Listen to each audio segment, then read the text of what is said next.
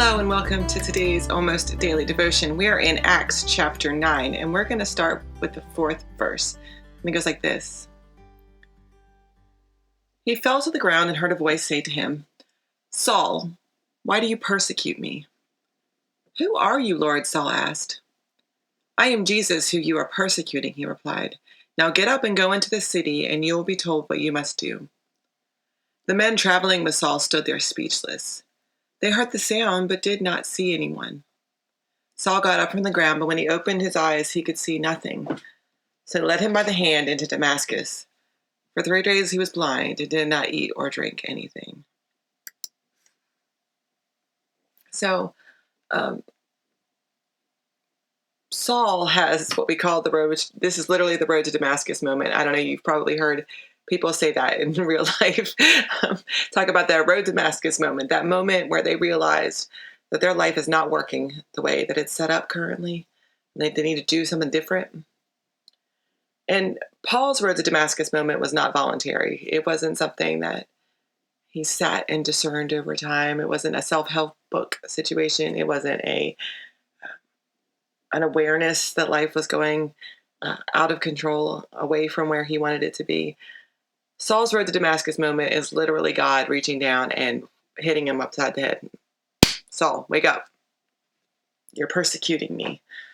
And I know that's not what you're intending to do, but that's what you're doing.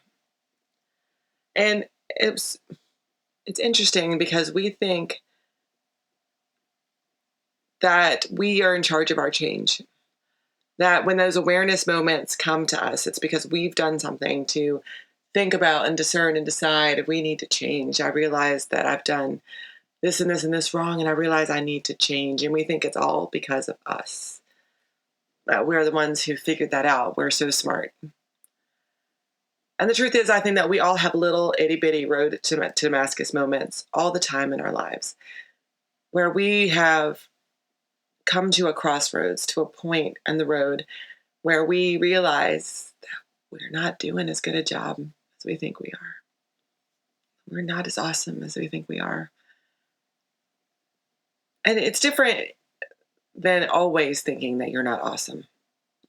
There are some people I know who are constantly down on themselves, constantly second guessing, constantly thinking that they're not living up to something, that they're not good enough, that they don't deserve to have their space, that they don't deserve to take up space in the world. This is different. You shouldn't think that way, because you deserve to take up space in the world. God made you just like God made everybody else, and you're just as important and valuable as everybody else. That's not what this is about. This is about when the ways that we delude ourselves into thinking that we've got everything under control, that we're on top of everything, that we are in charge of our destiny. And it's just not the case. God is the one who initiates those changes. God is the one who tells us, "Hey, wake up." God is the one who steps in and makes it so that we can change. So what we need to ask for is an awareness of the areas where we need to change, and strength and courage and support from God to make that change happen. That seems like a much more manageable, realistic scenario, doesn't it? We don't have to suddenly figure out something totally different and change everything there is about ourselves. We have a God to rely on to help us to see again. So where has God been striking you with light and asking you to do things a little differently, maybe? Change things up a little bit, maybe. God bless.